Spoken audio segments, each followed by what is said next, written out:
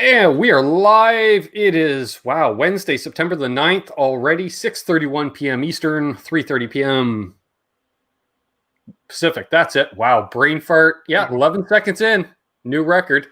Welcome to NasCanucks, presented by Vibraprint. I'm Ben, and this is my cousin Doug. How's it going? Not bad. And that's Terry in the chat. That's probably already looks like 3/4 cut. Yep. Very well. Very true. He would have fit right in at the infield this past weekend, had there been anyone in there. Yeah. So, awesome. Yeah, so we had the first race of the Chase in the Cup series. We're getting down to chase time in the other two series. It appears the races were not broadcast in order again in Canada. No. So, that was interesting. Because I think the trucks actually ran Saturday probably by the looks like. No, trucks ran Sunday morning. Oh, Sunday morning. Okay. Or early Sunday. Okay. Gotcha. Yeah, well, that's what I was wondering, because when we had the coverage, the Xfinity coverage went right into the Pinty's race, which we'll touch on, right into the Cup pre-race. So I was like, when are they running the trucks? Midnight? Yeah, Pinty's was... So it was Xfinity into the Pinty's, which you didn't. You didn't record the Saturday Pinty's. No, I wasn't aware there was one. Yeah. So I will be setting a timer for the final Pinty's races. Yes. Awesome. So So which we hit first? Trucks, I guess. Sure. I didn't get to see much of the trucks. I did watch the end of it. Well, we had three, actually, I think it was, three former Roush drivers in the field? Biffle. Yeah. Yeah. So apparently, the Roush retirement plan isn't what it used to be, so you got to come out and do a truck start once a year, just, I don't know what it is, to keep your eligibility for it or what, but... I guess, yeah.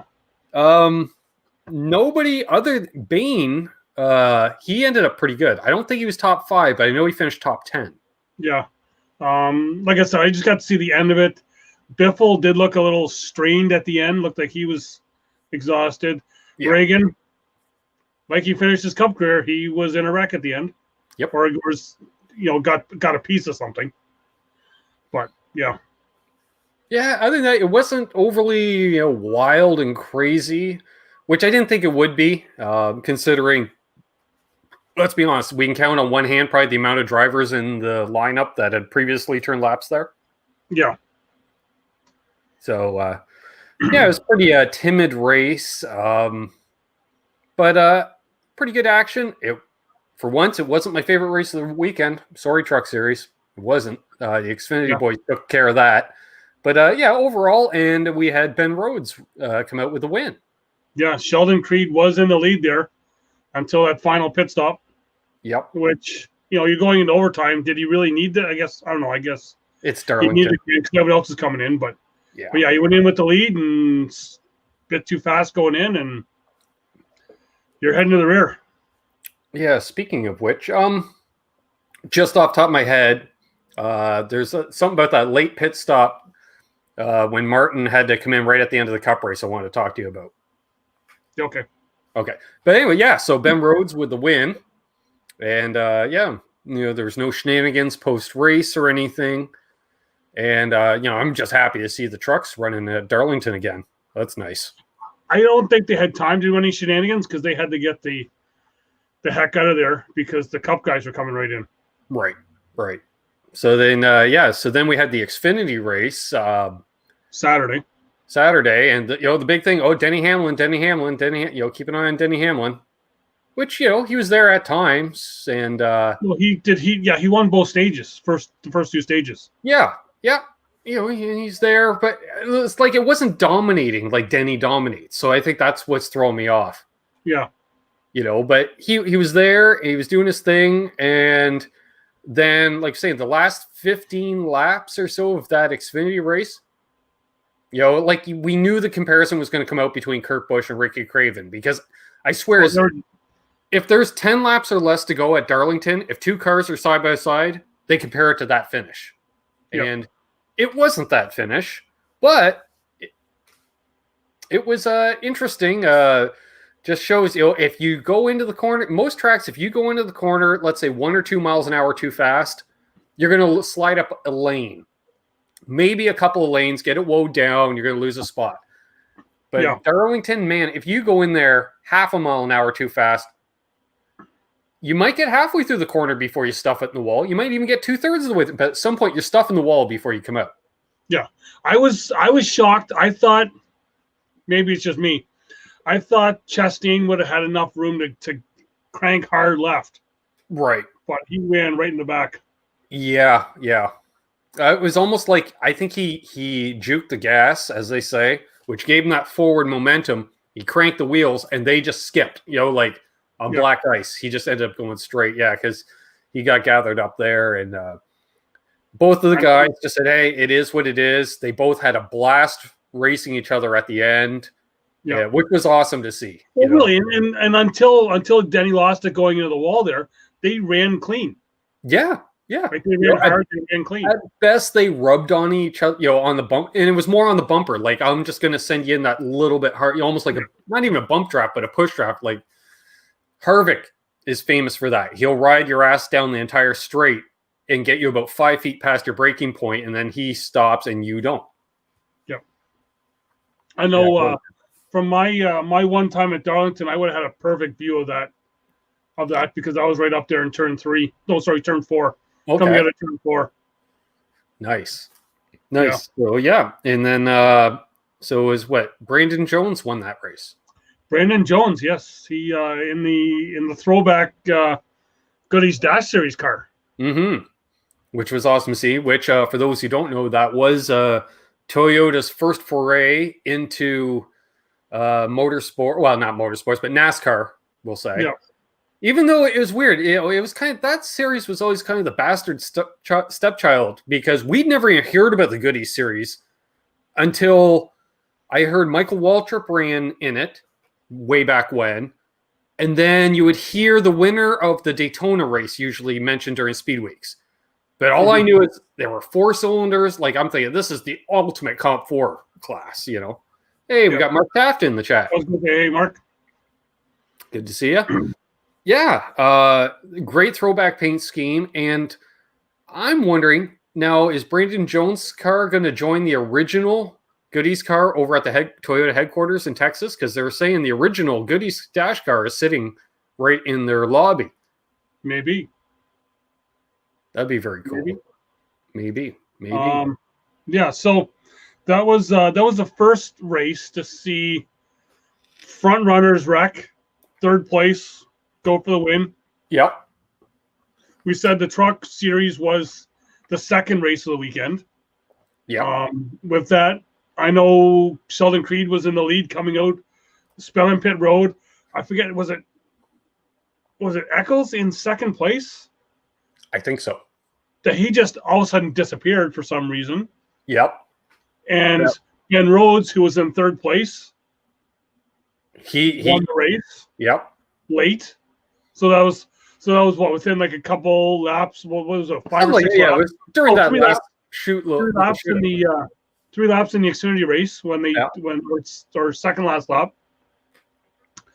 4 laps left when Creed speeds. Ben Rhodes goes up to win. So there's right there. So then we get to the Cup race. Right. And and for the most part, that Cup race was awfully tame. I hope Greg feels better, Mark. He's at his son's place in Belleville here. We weren't seeing, there wasn't a parade of Darlington stripes. Like, this whole season has been very timid that way. We're not seeing a lot of aggressive wrecks, like your own undoing type thing. I want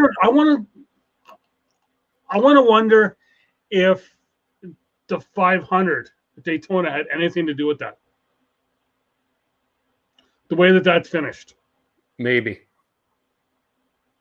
Yeah, because even the rest of the restrictor plate, we haven't really had a huge Like the big one, I call it the huge one. As a big one, they'll call anything with more than 6 cars the big one. I'm like, no, that's not the big one takes out half the field.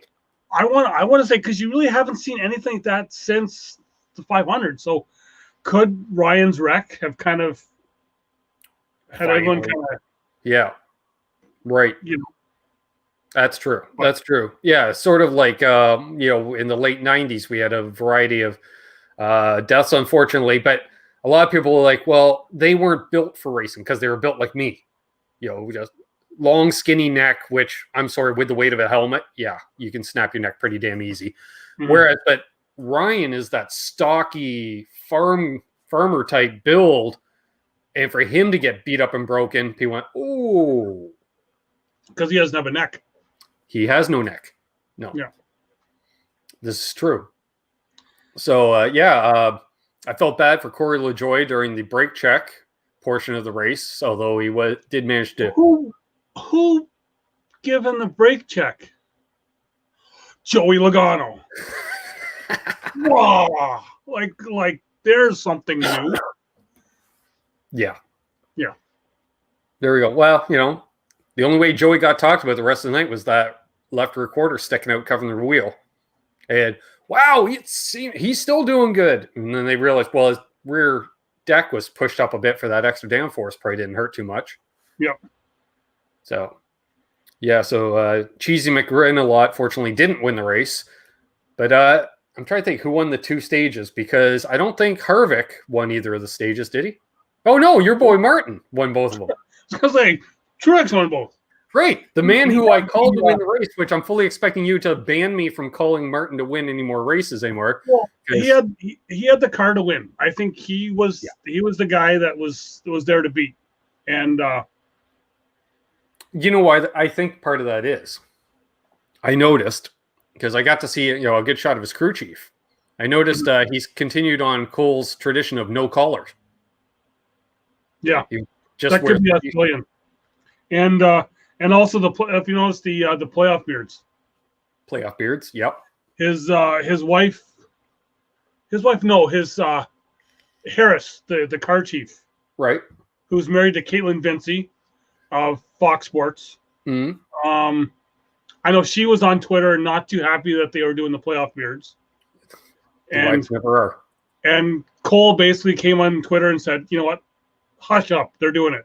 Yeah, suck it up, Buttercup. Exactly. I think that may have even been his words that he used. Good. But yeah. Good. Yeah. So that was quite the interesting race. And then at the end, Martin, channeling a little Carl Edwards in him, he went for it. And honestly, it looked like the gap was there, and then Chase kind of took it away a bit. I'll tell you right now, even if he had cleared him, Martin was touching that wall. He wouldn't have pancaked it like he did, but there would have definitely been a Darlington stripe at the least, because just that lateral momentum, I was like, he's cutting up awfully quick. And so I think, I think ideally if he had cleared him, Chase would have won, because Martin would have touched the wall, in my opinion. So he wouldn't have been able to scoot away, and then Chase would have dumped him in the next corner anyways, because Chase is a dick. My take on that is there's been a lot of people that have been upset. Yeah. That Truex did that, right? My take on that is, my thinking is finally, because we've had so many times of Martin taking the high road, letting that guy go. Yeah. Right? Well, this time Martin was like, F it. I'm going for it. I'm going to take this spot. It's funny when you say, letting guys go.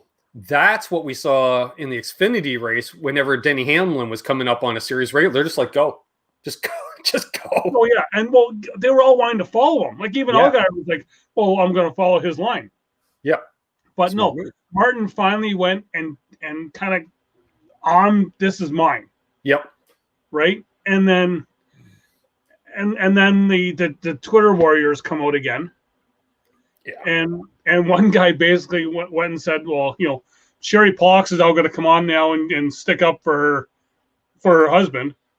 And she kind of came back with the FU, he can talk for himself. Yeah. You know, what are you bringing me into this for, right? Which is, you know, you got to like that. Yeah. But yeah, so they both wreck. The Truex comes in. Elliott fades back, which I'm okay with. Well, yeah. And I was surprised he actually stayed out there. Like, I will give him credit on that. He didn't kill the car. Yeah. And the theme of the weekend, you want to be third near the end of the race because you're going to win. Yeah. Harvick gets the win. And I will say that was one of the more confusing victory lane speeches by Kevin Harvick, because he's like, I shouldn't be here. I was third. Shout out to Austin Dillon. Well, I was just going to say, kudos to Austin Dillon he almost ran him down. Yep. Even Letarte was kind of counting down the he did. He did that one. He tried that one run. Like, he tried one move that kind of killed his tires, and then he, kind of faded back after that. But that run, he went for it. It was good. It was clean. I was very impressed, even though he didn't pull it off. Yeah. But really impressed with Austin. He's really coming along. I like the last fact, couple weeks. Yeah, like they said it. Well, they didn't say it, but it was mentioned to them. Like, people have written you off as you're going out in the first round type thing, and they're like, "Yeah, we have nothing to lose. We're just here. We're having fun. Yeah, we're going for it." And he has won. He won at Texas this year, wasn't it? Because I think that's how he ended up in the chase. Yeah. Or the playoffs, or whatever the hell they're calling it now. Yeah. Because he did something that the other guy who missed a COVID race didn't do, make the chase or the playoffs, whatever the hell it is. Exactly. That's right. So, well, you know why? Because he was already wearing a Western hat, and he didn't have to borrow a Western hat and sunglasses. Well, exactly. Yeah. So the standings right now is Harvick's got the ticket to the next round. He's already good to go. Yeah. Hamlin's in second, Logano's third, Keselowski's fourth, Bowman's fifth, Truex is sixth. Then it's Elliott seventh, Dillon's in eighth, Byron's in ninth, Kyle Busch is in 10th. Yeah. Which he had a good run. He did. A quiet run. Yes. He was just kind of there doing his thing. I'm guessing you were maybe cheering for him as well? For Kyle Busch? Yes. I was really pulling for the paint scheme. Well, see, that's what I was thinking. I was looking at it, right? And I'm like, you could have done a throwback. But then the more I looked at it, I'm like, wait a minute. No, you've just been looking at the paint scheme for 20 years. Yeah. That was a throwback. That was a Sadler throwback. Yeah. Exactly. Yeah, because I'm looking at it and I'm like, Ernie Irvan? Nope. Schrader? Nope. Sadler. Right. Because somebody had mentioned during the broadcast, wow, I haven't seen this many Sadler throwbacks. I'm like, yeah, why? Why are Elliott's in a Skyno, but nobody needs to throw back to Elliott Sadler. But then again, we had a throwback to Phil Parsons out there too. So, which Dale Jr. was loving all the obscure stuff. Like, look at Phil Parsons. Yeah, and that'd be Junior geeking out to that as well. So so Kyle Busch is in 10th, Kurt Busch is in 11th. He had a good run. He had some time up. He had a damn good. He had that Kurt Busch, like the second career of Kurt Busch, that mature, just very much like Harvick. I'm going to kill you with points, because he would get up in that top 5 each stage or what have you, and he's just banking points. Yeah, and then on the bubble. So the bubble driver right now is Almirola. And Clint, they're tied. And Clint, so Clint's tied, but Almirola gets it. Clinton 13th, Cole Custer's 14th, Di Benedetto, who had a disappointing day. Yep. 15th, and we haven't talked about the other guy, the other Penske driver who, behind the 8 ball right from the start, being Blaney. Yeah, because didn't he have his crew chief tossed out for the race? Yep. Which they barely talked about. No, it's next week that Clint loses his crew chief. Oh, really? Yeah. I didn't know. Because he had the lug nut issue. Oh, shit. The end of the race. But well, they got zippy. He got zippy. And it's like the race was like 2 hours. It was over for like 2 hours. Or maybe it was early. early Monday morning, sometime Monday, that they announced that, hey, Zippy's going to be driving. I think Daniel Trotta and Larry McReynolds were talking about it. And then like, oh, look, press release, Zippy will be on the box for Boyer. So I wonder how much fun Zippy's having. He's going to hit all 4 teams, it seems, by the end of the year. Exactly, yeah. But, which is kind of nice because he can kind of come in, look at the team, see what's going on. He might see something like, you guys really need to focus on this. Yeah. Oh, shit. Okay. I dig it. Well, I'm not going to complain. And I will say my boy Clint was doing the Kyle Petty peak antifreeze throwback there. It was nice to see. I used to enjoy watching that car back from Kyle's Yanni days, as he referred to it during the show. Yeah. So I didn't think it was all that bad of a weekend. No, a few things. Okay, one, when they were making fun, they said, what's worse, Petty's Yanni phase, Jarrett's championship mustache, or Junior's frosted tips? I'm going to have to go with Junior's frosted tips because, everybody had a mustache, which I loved how Dale, first of all, defends it. Well, first, Junior says, well, everybody had one. And then he totally throws Jeff Gordon under the bus, how it took him 3 years to grow a mustache. So he got his first championship, which I thought was nice. But then that brings me to Jimmy Johnson was his throwback because he actually asked Junior, what should I do for my facial hair? Okay. Well, let's see. Both the King and Earnhardt had fucking mustaches. Shave. Yeah. Have a mustache. What did Speaking of, and then he did like I don't think he didn't shave, did he? No, he just left the beard. Yeah, and so he did the one picture with the cowboy hat and the sunglasses. Yeah, he got the hat from the King, which was signed. I'm like, would you get that at the gift shop? The one I tried on?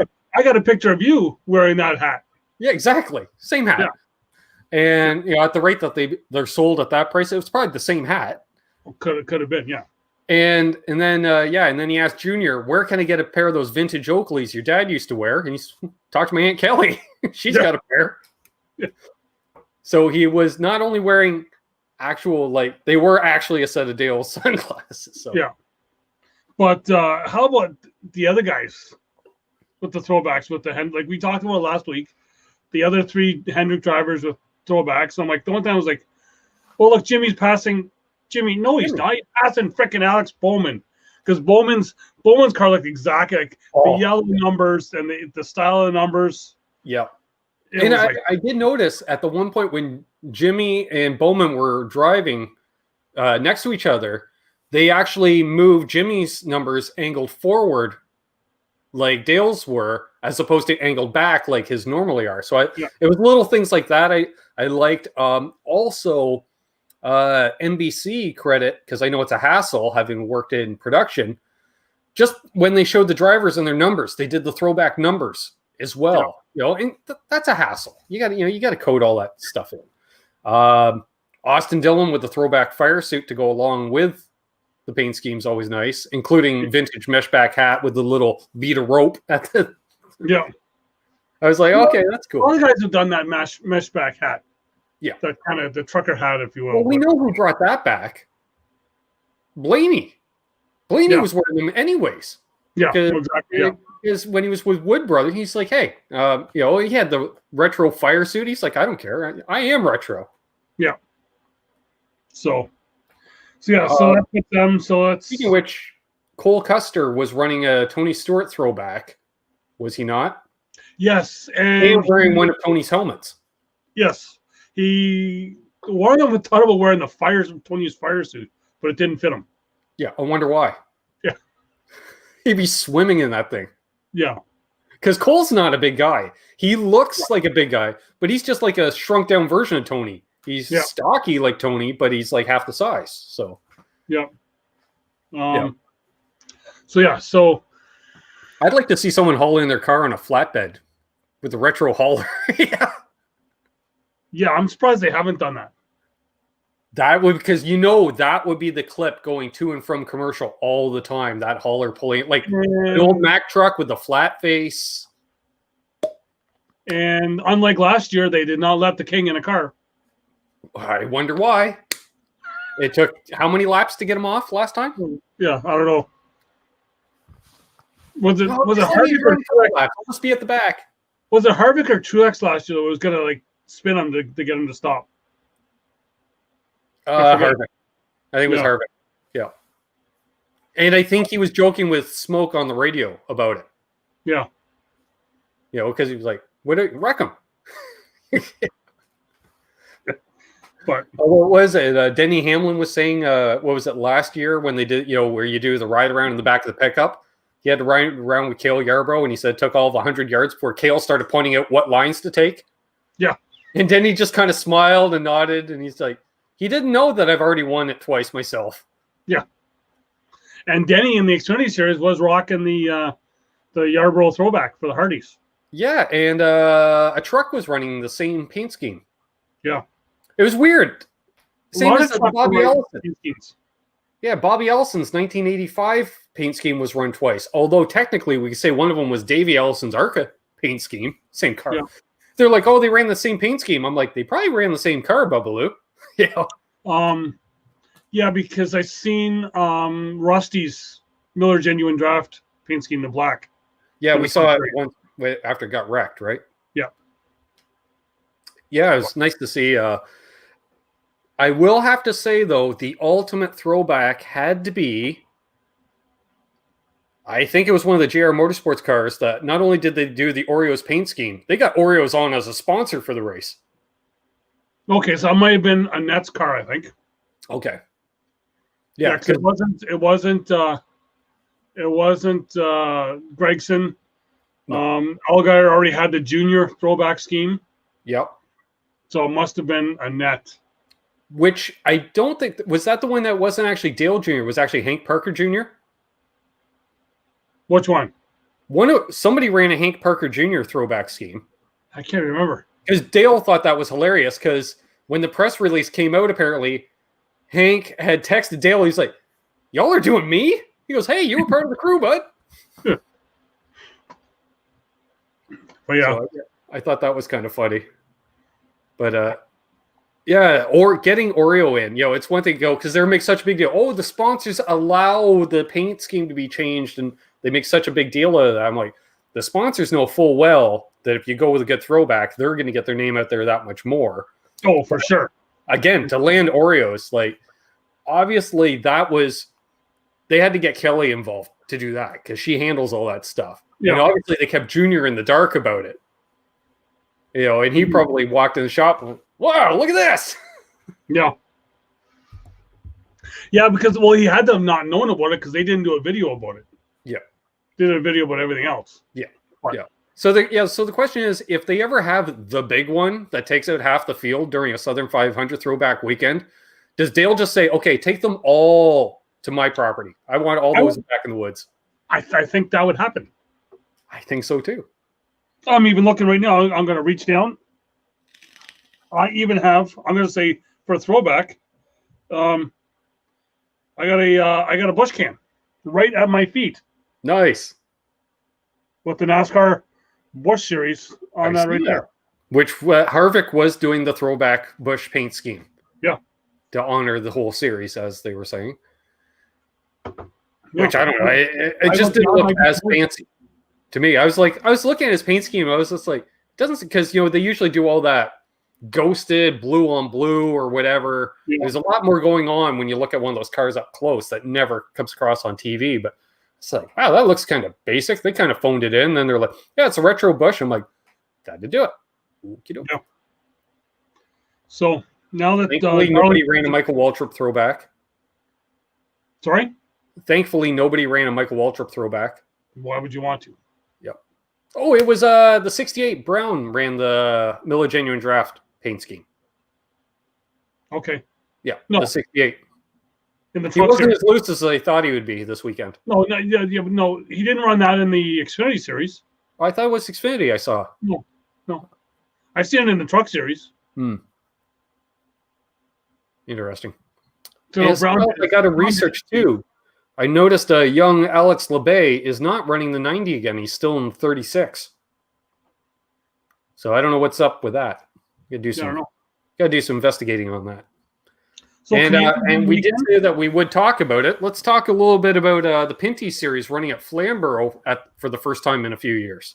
Yeah, so I got to see a couple races. I got to see. You did not record the first one. They did Saturday. They did one of the second race from Sunset. Right. Great race. My big take out of that was rookie Connor James. Right. Got into a wreck the first race. Then second race, he comes out, and they even had to make a comment about it because he had no front end, no front clip on it, no left side, just a right front fender above the wheel, and he came up through the field like crazy. Like he ended up finishing second. He was not worried about overheating. Not at all. No, he went, and he was running aggressive on some of those series regular guys, and it was nice to see. Yeah, I was gonna say it was interesting. After I watched the Flamborough race after the Xfinity race, and the fact that when they were coming around to take the green for the very first time, the fact that the front two cars, there was maybe an inch between them. They were crowded on each other, and I just missed this. That was Fitzpatrick. Yeah. Fitzpatrick on the outside and Hathaway? Yeah, and it wasn't Fitzpatrick crouching down as much as Hathaway pushing him up to make sure he had a good angle when they dropped the green. Yeah. And it was funny because you would see at the last second Hathaway jerk the car down so that way, because they actually launched coming out of the corner, so he could launch straight, whereas everyone else was launching while turning. You could see everybody got a little loose for that fraction of a second. So you're going to have to just feather that gas, and he didn't, and Hathaway was gone. Yeah. And, that was some good racing, good tight racing. 13 cars, which kind of sucked, but hey. Well, it's the whole COVID thing, right? Because they, a lot of those guys aren't coming in from the West. We got a few of the guys coming in from Quebec. But what I did like was that they had each one of the drivers in the race make that little kind of, I'm not sure if it was the Flamborough race or if it was the Sunset race. But they all made like a comment about the fans, wishing the fans were there. But it was really, even though they weren't actually running this weekend, it was a recorded race. Yeah. Because really we'll never have the races on live here. For me, really kind of getting into that throwback weekend, because that was a place I went with my father, going to watch guys like Junior Hanley, Don Biederman up there. For the big races, Dick Trickle would come in running that, and then, even seeing the local guys running the hobby class here, like with Ray Hughes, Jim Collison. And it was just, for me, just looking back at that track, looked a bit smaller than it was when I was younger. Right. But still, and as I recall, that track is kind of built on a hill where one end of the speedway is higher elevated than the other. Yeah, I remember not a lot. In a late model race, the car actually flipped into the grandstand, coming out of turn 2, and luckily no one was hurt. Everyone kind of was able to scatter and get out of there. Right. But and I actually had a friend who was sitting in the pit area at that time, who just missed getting hit by the car. But yeah, it's a great little track. Well, I can see one of the problems for that is because the walls at that place, they have kind of the Jersey barrier where it kicks out at the bottom. Yeah. You can't have that. I've seen so many tracks, they'll use those things, and as soon as a tire touch it, you're climbing that wall. They had it set up like that at Kawartha for a couple of years, and they ain't gonna work, bud. No. Then they even during the race, they even talked about throwback there.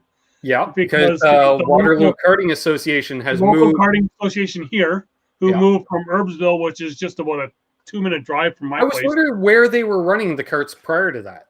Yeah, they were on Herbsville Cartway, which is just, I pass it on my way to work. Okay. Every day, but yeah, so they've moved up to Flamborough. Track announcer there. He's real big into it. But then they went throwback, doing some names from that, got their start in the Waterloo Karting Association. We used to be the WKC, the Waterloo Karting Club. But yeah, you mean like guys like Cole Pern ran there because, well, he was going to university here. But Paul Tracy ran in there. Who else did they mention? Yeah, I just forget now. I bet you J.R. Fitzpatrick ran there. Probably, yeah.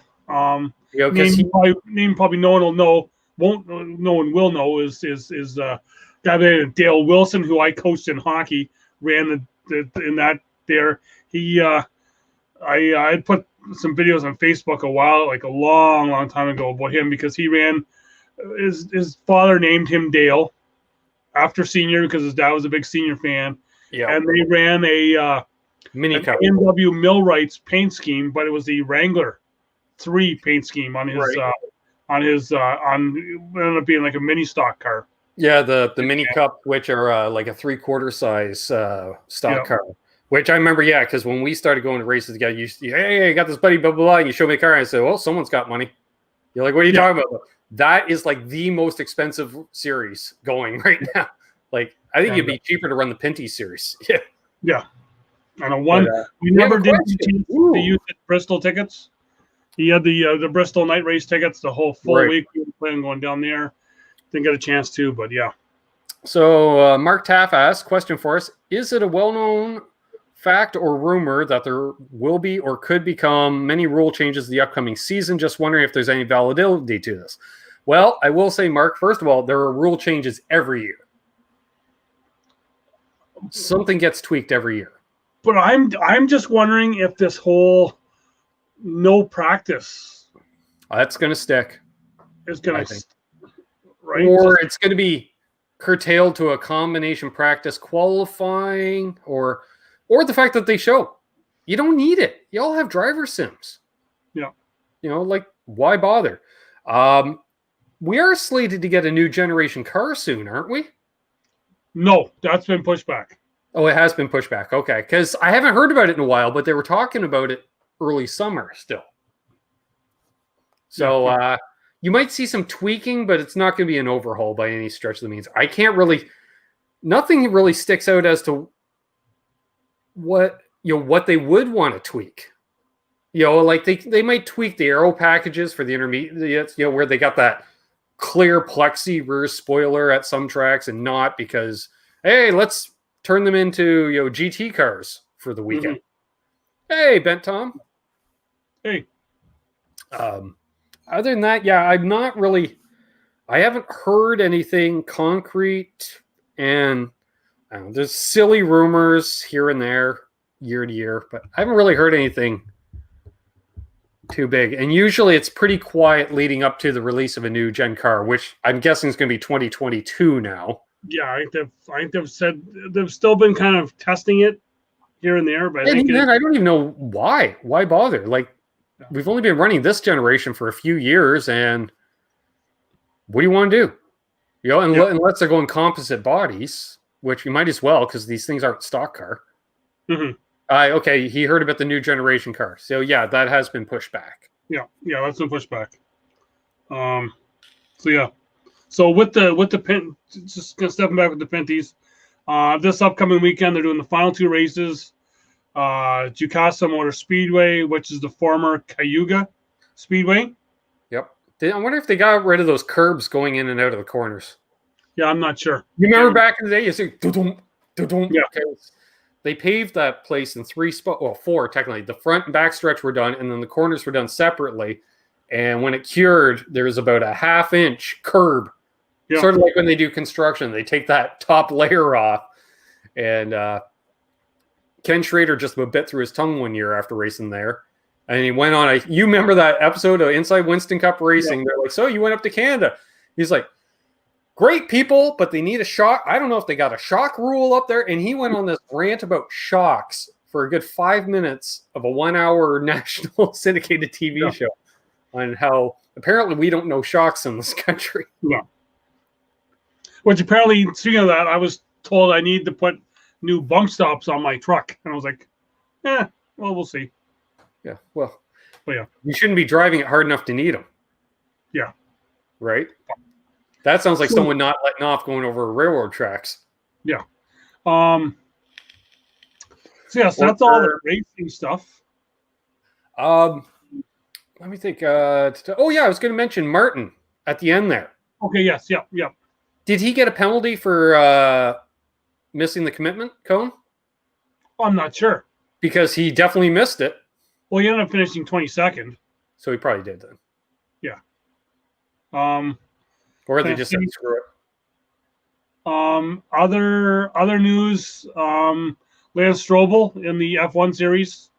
I guess the podium finished third. Yep. Nice.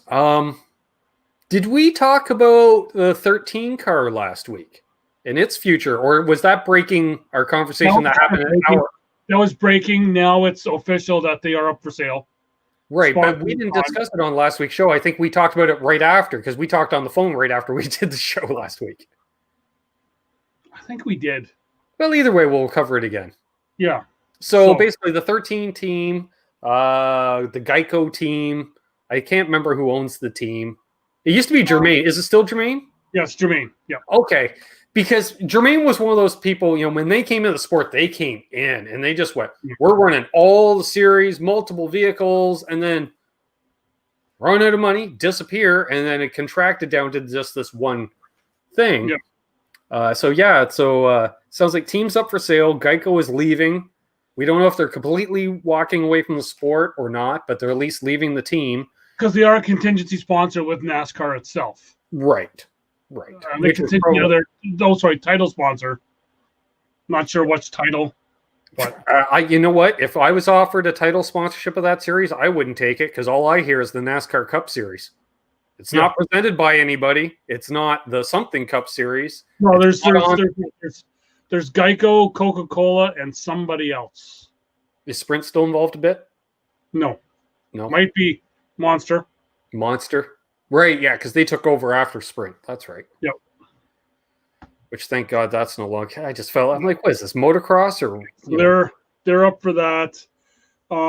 Other track news. Some stuff that I've talked about here before.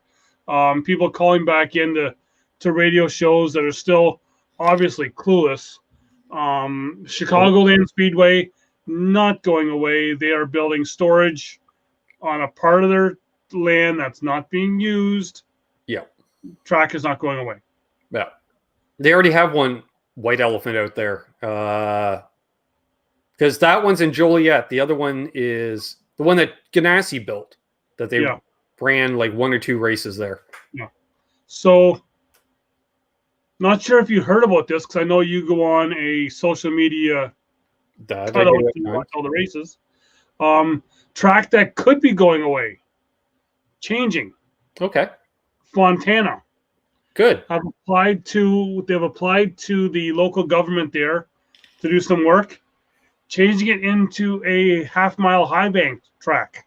Oh, really? Instead of their current configuration. So they would run their current configuration in 2021. Yeah.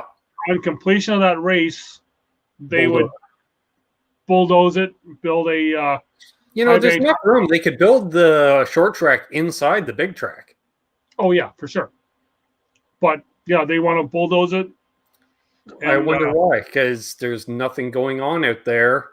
And you got a lot of land, because a 2-mile track takes up an awful lot of land that can be developed. They're, 50 miles east of L.A.? So I'm trying to think of the owner of Fontana. Is it SMI? Well, whoever Penske sold all of his tracks to. It was a Penske track. Yeah, that's right. Because it looks like Michigan. Yeah, correct. That's how you know. Yeah. Fontana is an SMI track, then I believe it should be. Yeah. Well, did Penske sell out to the France family, or did he sell out to Smith? I thought he sold them out to NASCAR. I don't know. Let me look up that there. Also, other news breaking just before we went on air here. Are we allowed to talk about it? This one we can, yes. Oh, okay. Because there was the other thing we can't talk about. Yeah. Jimmy Johnson will be running a full schedule. Wait a second. Full schedule of just street courses and road courses. So Jimmy's running half the IndyCar schedule. That's not a full schedule if you're not running all the races. That's right. Yes. He's looking for sponsorship for 2021, 2022 to run for Chip Ganassi Racing. Yes. In IndyCar. You know what? I think you're going to see at least one oval on the schedule. He's going to run Indy. You don't know. But see, he's saving that because, now this is me putting on my foil hat. When I hear a driver that's going to enter IndyCar competition and only run the street and road courses, that's because his other half said, like hell, you're going to run an oval race in an IndyCar. It's stupid. It's dangerous. You got nothing to prove, blah, blah, blah. So he said, okay, fine. I'm allowed to run the street and road courses. Anybody that knows anything about Indy is you get a sponsor for the whole season. They're basically paying for the Indy 500. And they'll throw in the rest of the season as a caveat type thing because half of your budget goes into Indy. Yeah. So he'll come back and say to his wife, honey, the only sponsors I get will only agree to run Indy as well. So I got to run Indy. So Fontana is an ISC track. Thought so. Yeah, so interesting. Yeah, so if they see, that's a weird thing. Considering that track was built much like Michigan, I think it's a lane wider than Michigan. And it has not had a repave. It is scheduled for a repave within the next couple of years. And that's the problem. It never cured like Michigan, right? You don't get that slipperiness there that you do at Michigan. It's way to follow the leader, whereas Michigan is just drive where it's like Atlanta. Drive where the hell you want. Yep. So that's fine with me. Tear it down. Because we got Michigan. Well, we don't need another D-shaped 2-mile oval. Yeah. So be interesting if they do get that, because then that will put that second half-mile high-banked track. Yep. One owned by SMI, one owned by ISC. Right. And chances are they're going to be able to keep both of their races as a result, because everybody loves short track racing. Yeah. And it's not all short track racing within a 2-hour drive of each other, because they only have one race. Oh, they only have one now? Yeah. Okay. They used to have two. I think they only got one. I don't pay attention. They keep changing the schedule. There you go, Mark. That'll be changed for next year. The fucking schedule, because they can't leave it alone. Fuck. Yeah, the new schedule isn't even out yet for next year. Yeah. I swear, if NASCAR was boiling a pot of water, it would never come to a boil. Yeah. So that's that. Definitely no word of any new tracks being built, that's for sure. Well, there's that one in Fort Erie, isn't there? Ontario. Oh, you mean the one that Jeff Gordon owns? Yeah. Yeah. I've been hearing that since 2006. Yeah. Or earlier. Easy. Yeah, you know what? I'm going to even say early 2000s, because I'm pretty sure I heard about it when I was still involved in racing. Like just the preliminary talks, because it was going to be the flagship of this ISA series. I don't know if you ever heard a series that never got off the ground. It was going to compete with CASCAR at the time, and that guy had big plans. I actually, I think I found the ISA documentation. I was going through some boxes the other day, and they put it aside because I thought you'd get a kick out of it. And man, they fleeced a bunch of car owners from Kawartha and area and stuff because they had signed on and lost a bunch of money. Well, he must be like one of the other NASCAR people that have so much money of other people's money that they know how to bring back Rockingham and all these other places. Yep. Exactly. Yeah, I'm waiting for the person that says, I'm going to bring back Ontario Speedway. You do realize that's a shopping mall and a subdivision, right?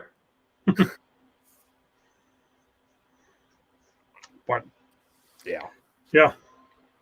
So let's look ahead to where we're running. Richmond. So Thursday night ARCA race, Friday trucks? Or possibly, or Xfinity. Yes, because the Cup race is on Saturday night. Saturday night. So you might have a Saturday race. That's the way they've been going, yeah. The way they keep going, they're going to compress it too. It's going to be that dream of mine where all 3 series run at once. You still can. You could at California or Michigan, more than enough room. Gander are being trucked. So trucks are tomorrow night. Okay. I'm like, what day's today? All Trucks right, are so tomorrow Thursday night. night racing action from Richmond. Nice. Xfinity is Friday night. Cup Series being Saturday night. Now, see, that would be a good one to attend. 3 nights in a row of racing, because then you got your day to do everything, and then night racing every night. Like if they did that at Charlotte, ooh, Friday truck, Saturday Xfinity, Sunday night Cup for the 600 weekend, that would be amazing. Okay.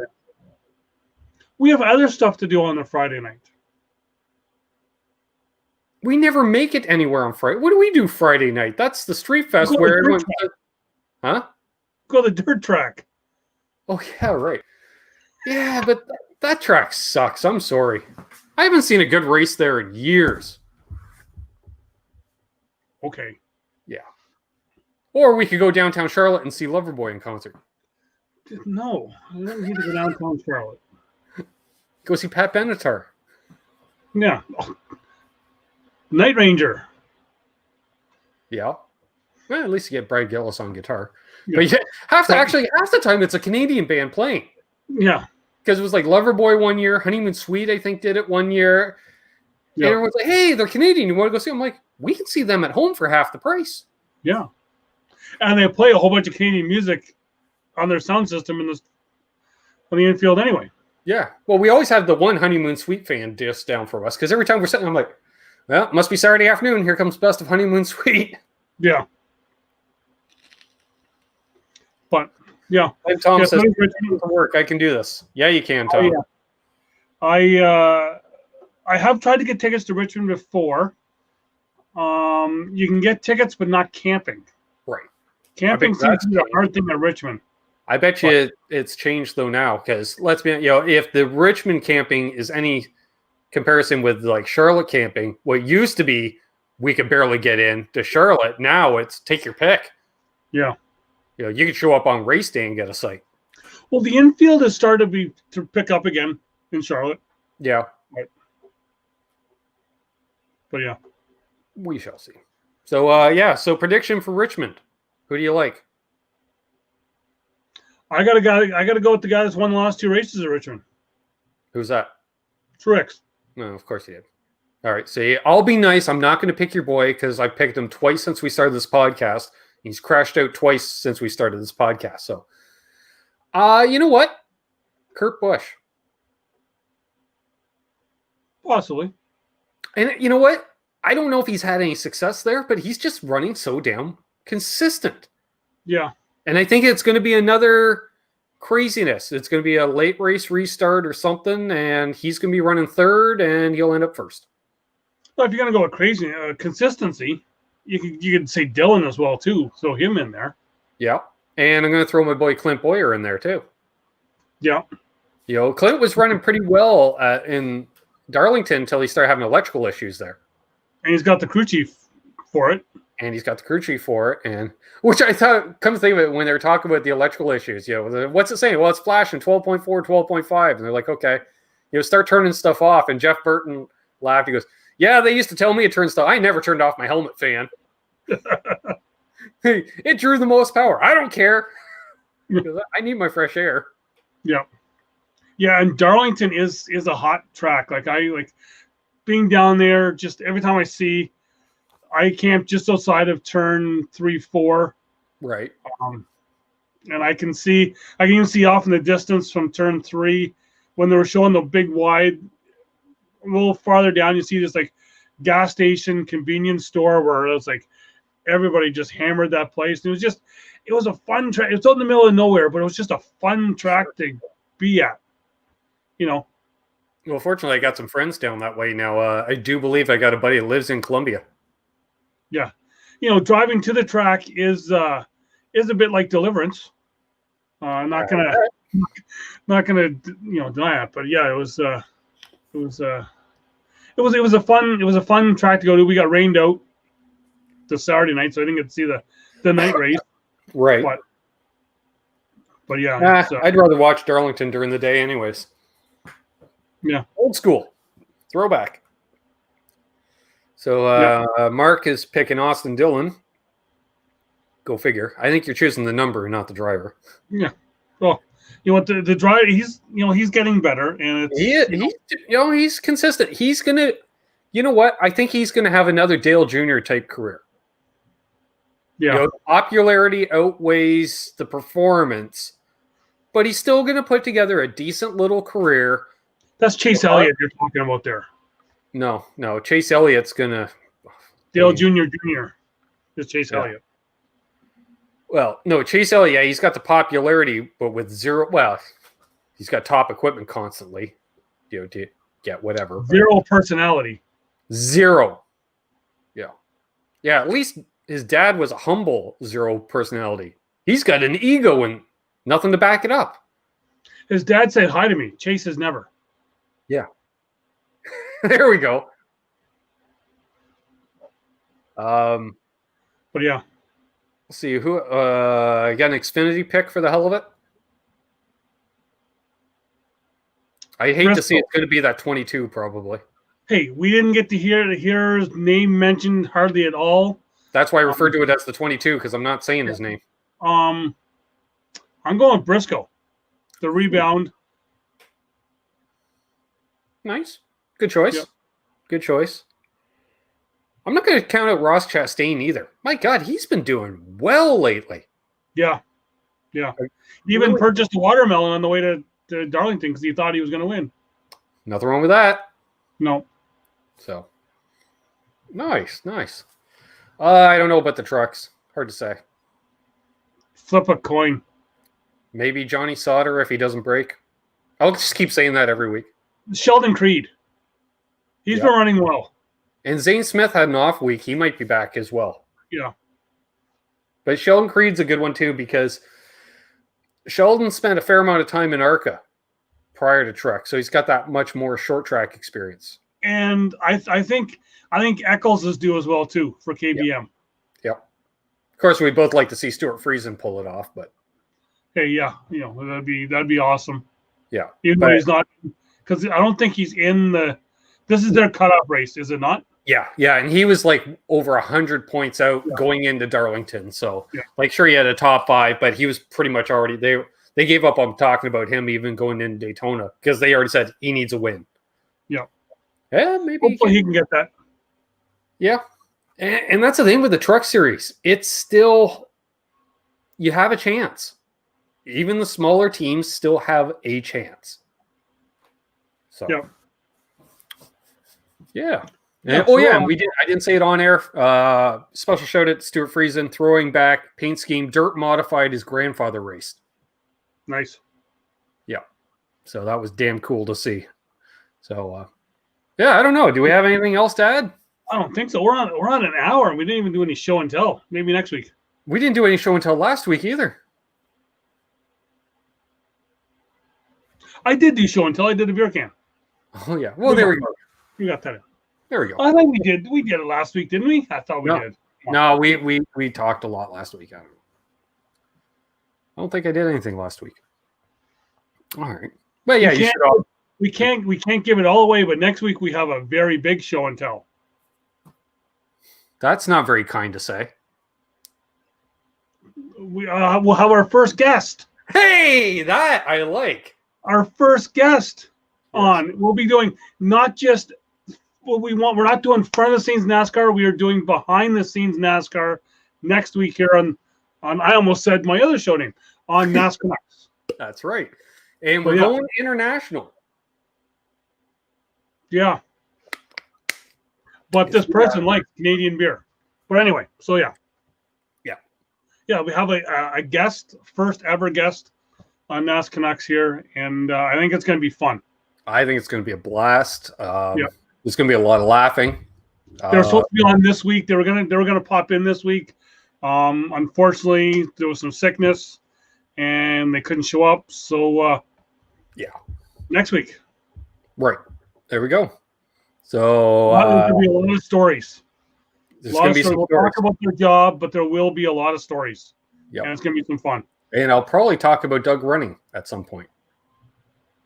And I will talk about me drinking. Yes. I redeem myself in Flip Cup. Nice. Yeah. There we have it, folks. I'm Ben. He's Doug. Thanks for watching NasCanucks. Keep it high, wide, and handsome, and rock on. Bye, Marcus.